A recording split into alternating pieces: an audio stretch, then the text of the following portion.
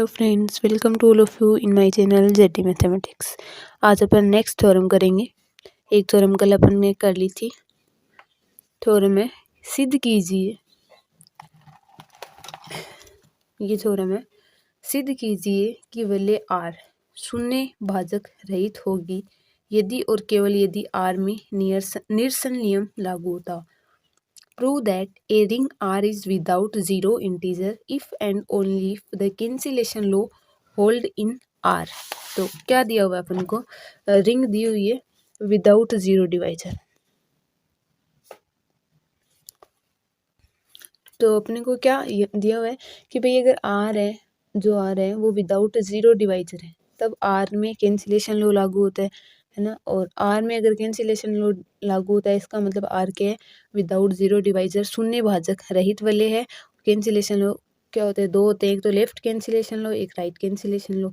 तो लेफ्ट वाले सेम होंगे, A dot B is equal to A dot C, तब B is equal to C हो जाएगा, B dot A is equal to C dot A, तब B is equal to C हो जाएगा। Condition ये रहती है A not equal to zero. तो इसमें इफ़ एंड ओनली इफ़ लगा है, तो अपन पहले ये लेके चलेंगे भाई, पहले ये लेके चलेंगे आर में आर है वो एक विदाउट जीरो डिवाइजर है, और अपन सिद्ध करेंगे कि आर में कैंसिलेशन लॉ है वो लागू होते हैं। फिर अपन ये लेके चलेंगे कि भाई आर में कैंसिलेशन लॉ लागू होते हैं, तो अब अपन सिद्ध करेंगे कि आर है वो विदाउट जीरो डिवाइजर है। ठीक है, और ये जो थ्योरम है वो एग्जाम में कई बार और ऐसे भी पूछ ली जाती है कि सिद्ध कीजिए कि एक इकाई सहित क्रम विनिमय वलय आर पूर्णांक प्रांत है यदि और केवल यदि A dot G not equal to zero, A dot B is equal to A dot C, तब B is equal to C होता है।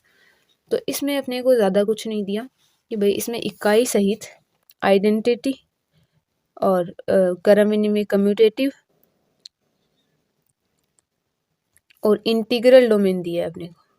तो इसमें भी वो अपना जो मेन टॉपिक है शून्य भाजक रहित वाला विदाउट जीरो डिवाइजर वाला, वो तो इंटीग्रल डोमेन में आ गया। इंटीग्रल डोमेन क्या होती है? पूर्णांक प्रांत क्या होती है? जिसमें आइडेंटिटी हो, कम्यूटेटिव हो और विदाउट जीरो डिवाइजर हो, वो इंटीग्रल डोमेन होती है। तो कई बार ऐसे पूछ लेता है, कई बार ऐसे भी पूछ सकता है अपन को। ठीक है, तो अपन क्या करेंगे, सबसे पहले अगर ऐसे दिए हुए होते हैं तो अपन क्या करते हैं, सबसे पहले लिखना तो गिवन दैट है।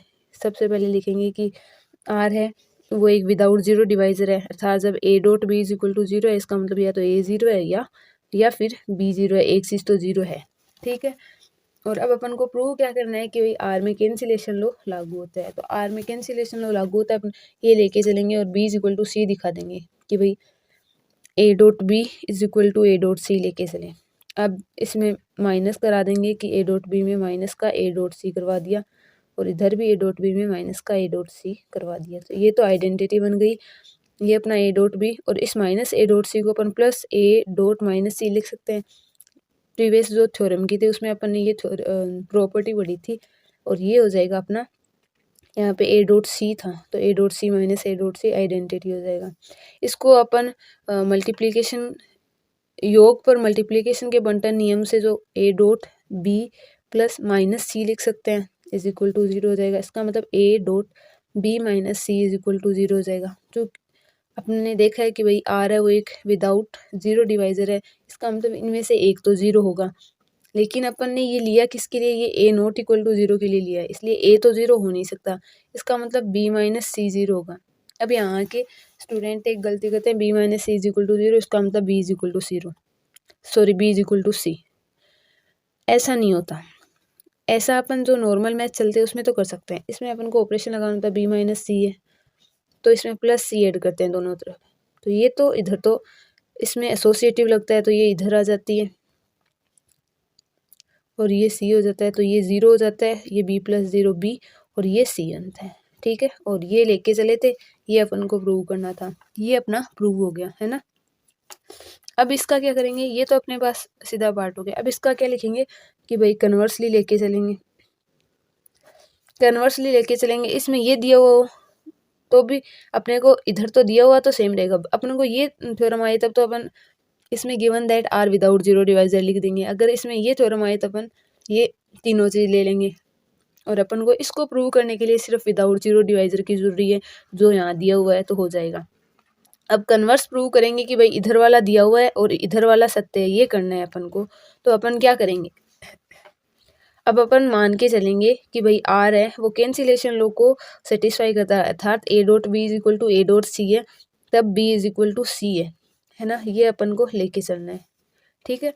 और करना क्या है, और प्रूव क्या करना है कि आर है वो विदाउट जीरो डिवाइजर है, ठीक है। तो अगर ये दिया हो तो अपन आर विदाउट जीरो डिवाइजर लिख देंगे, और ये इंटीग्रल डोमेन वाला दिया हो तो अपन ये लिख देंगे, ठीक है। तो अब अपन को क्या सिद्ध करना है कि आर विदाउट जीरो डिवाइजर है, अर्थात A dot B is equal to zero है, तो या तो ए जीरो है या बी जीरो है, ये सिद्ध करना है। तो अब अपन यहाँ क्या करेंगे, जैसे हमेशा करते हैं कि इसका उल्टा मान लेंगे, कि अपन मान लेंगे यदि संभव हो तो मानना कि आर है वो विथ जीरो डिवाइजर है, रिंग है कि शून्य भाजक सहित वाले है, ठीक है। इसमें क्या होगा, A dot B is equal to zero, तब ना A not equal to zero ना B not equal to zero, ठीक है। ये अपन लेके चले कि यदि संभव हो तो माना, उल्टा लेके चले और अपन सिद्ध कर देंगे कि ये जो अपना मानना है वो गलत है, ठीक है। चूंकि अपने को दिया हुआ है कि भाई ए डॉट बी है वो जीरो है, ठीक है। और अपन जीरो को क्या लिख सकते हैं, ए डॉट जीरो लिख सकते हैं, है ना, ये भी जीरो होते हैं। और कैंसिलेशन लॉ दिया हुआ है अपने पास, ए नॉट इक्वल टू जीरो है, इसका मतलब बी यहाँ इसके बराबर है, इसका मतलब बी जीरो है। लेकिन अपन ने क्या लेके चले थे कि आर है वो विद जीरो डिवाइजर है, इसका मतलब ना तो ए जीरो हो सकता है ना बी जीरो हो सकता है यहाँ पे, लेकिन यहाँ पे तो बी जीरो हो रहा है ना, बी जीरो हो रहा है, इसलिए हम बी जीरो हो गया। अतः हम बोल देंगे कि अतः हमारा मानना कि आर विद जीरो डिवाइजर है गलत है, अर्थात अपना जो आर है वो क्या है, विदाउट जीरो डिवाइजर है, विद जीरो डिवाइजर नहीं है, ठीक है। और इसकी ये जो थ्योरी है वो ये दी हुई है, इसमें अपन ने एक बात लिखी है कि नेसेसरी कंडीशन।